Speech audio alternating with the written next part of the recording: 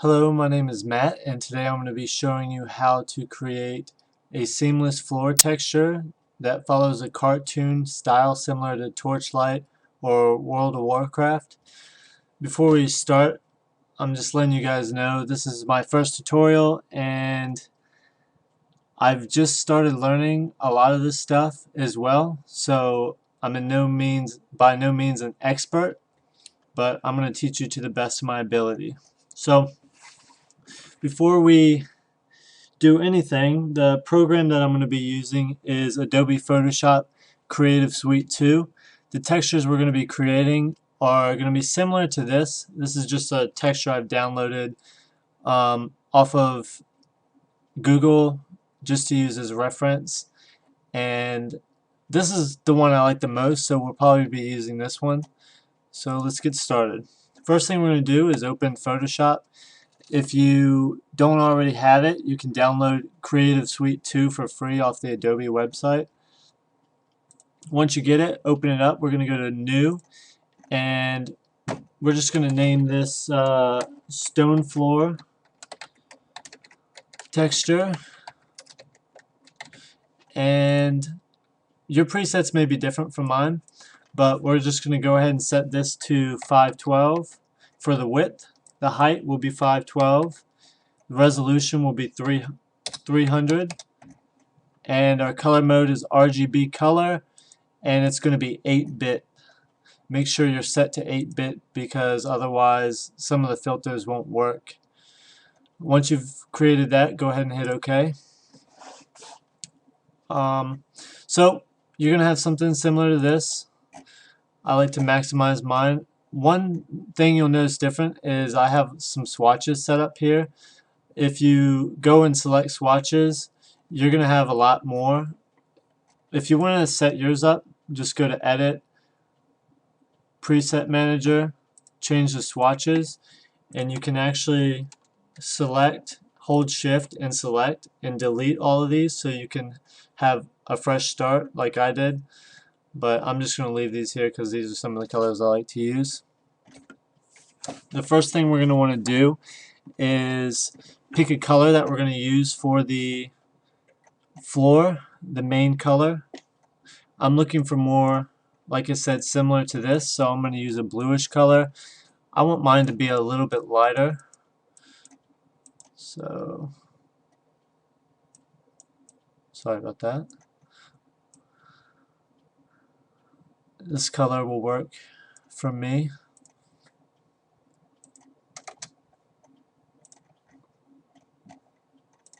It's acting up here.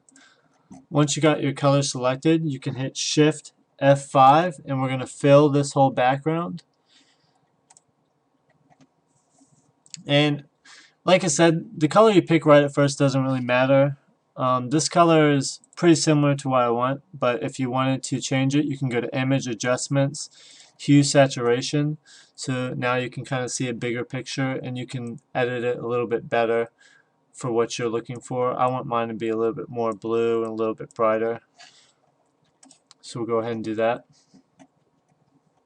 Next thing we're going to want to do is create our hatch pattern or our stone pattern.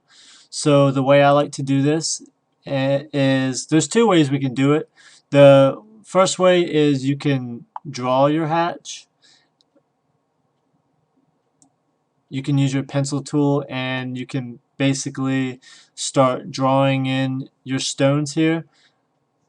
I'm gonna go ahead and save my swatch. If you want to save a swatch, once you get your color, go over here and click any mouse key and just hit OK and it'll save. You don't really have to name it. But some people prefer to actually draw in their stuff here.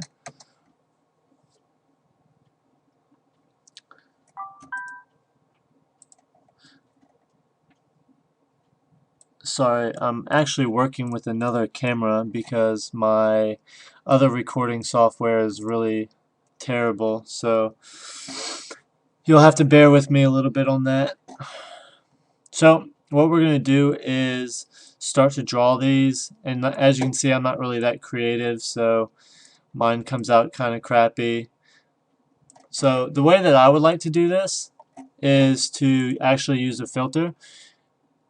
So what we're going to do is, first of all, you're going to want to select a darker color to use as your grout. And once you get a color that you like, we're going to go ahead and hit OK. As soon as my Photoshop catches up here.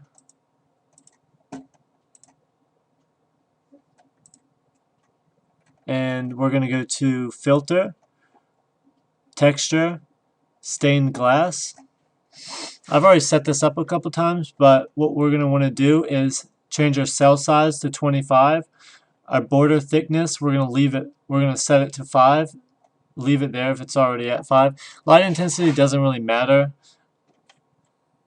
In this case, turning it up puts this sort of light in the middle. I like to leave it at 0. Usually when I do this, I have a black and white background, so I guess it wouldn't matter, but in this case it would.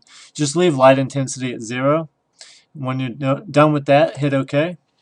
You'll have something similar to this. You can use your marquee tool by pressing M, or you can actually just hit Control A to select all, or drag a marquee over everything and select all. We're going to right click and we're going to free transform. Up here at width, we're going to set this to 120. At height, we're going to set this to 120. And basically the idea was to get rid of this border on the outside. One thing we're going to aim to do is actually make this a seamless texture. So we want to be sure there's not a lot of lines on the border here. In my case there is, so I'm just going to move this around a little bit to get it a little bit less liney on the border and a little bit to the left as well. So we have some solid areas on the border. It's okay to have some lines as long as they are straight and don't look too bad, but for the most part we're going to want to eliminate as many of those as we can.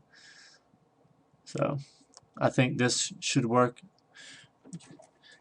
And once you're satisfied with where you're at, just go ahead and hit OK. Now what we're going to do is we are going to remove these lines from the background. So the way I do this is I go to Select and Color Range. We're going to use our color picker and pick this blue, and we're going to set the fuzziness all the way up to 200 just so we got the maximum selection here. Actually, let's move it down.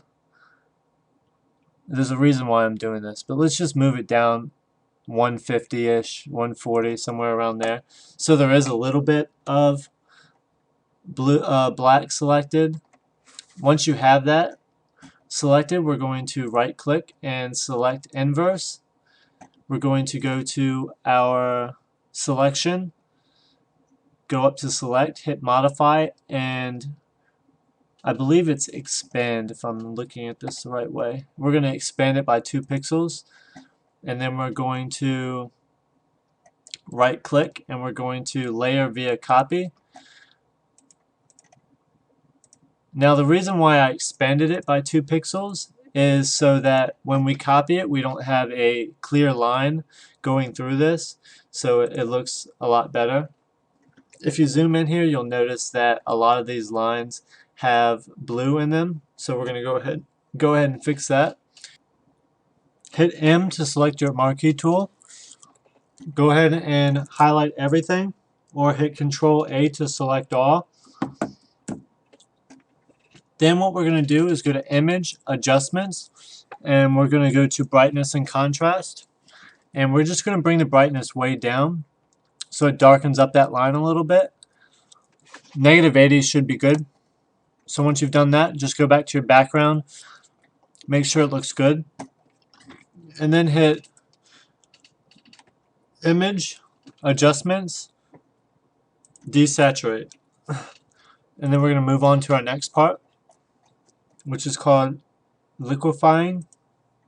Go to Filter, Liquefy, and what we're going to do is we're going to use the bloat tool and push these edges out a little bit to give it more of a realistic look.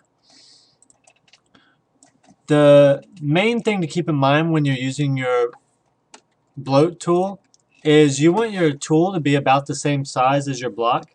You can scale it up and down by hitting the brackets to the right of the P key on the keyboard. The left bracket makes it smaller, the right bracket makes it larger. Your brush density over here, you're going to want to leave at 50, brush pressure at 100, and brush rate at 35. And again, you're just going to want to scale and you're going to basically shave this outward a little bit to give it more of a rounded look like an actual stone. And we're going to do that to all of our edges here. I'll show you just how to do a couple of them, just because there's going to be a little bit of variation, make it a little easier on you. But I'm not going to do all of them in this video. Actually, after we're running out of time here, so after I pause the video here, we're going to proceed to the next video, and all this is going to be done for you. So when you get in the edge here, you're just going to want to scale it down a little bit and push it outwards. If you mess up, you can hit Control Z. Another useful tool if you mess up a lot, so let's just say we messed up all this area and did some other stuff in between, you can hit Control Z, but it doesn't bring back where we were. So what you can do is go to the Reconstruct tool, and you can actually just click and drag over these areas, and it'll repair it to the default value.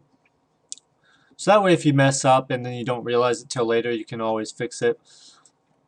Let's go back to our bloat tool and finish up here.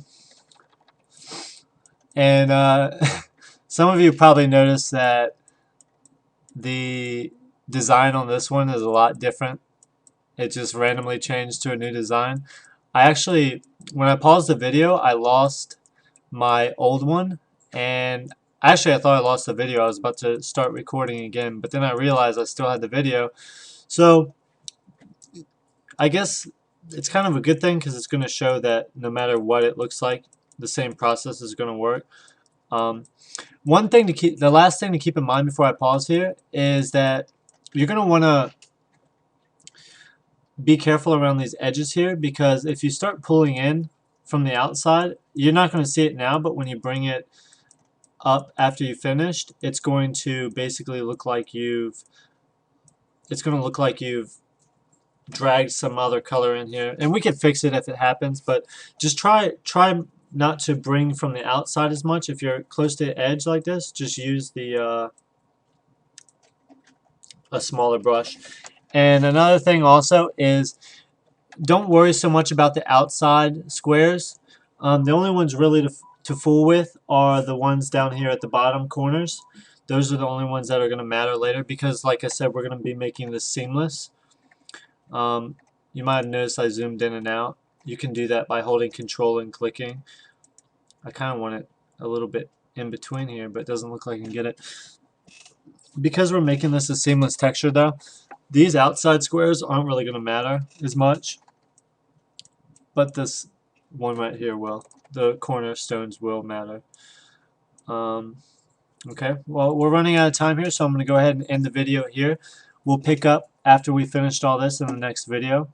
And I thank you for watching, and if you find my tutorials helpful, feel free to subscribe, and you'll see I'll be posting a lot more of these on here soon. Thank you. Have a good day.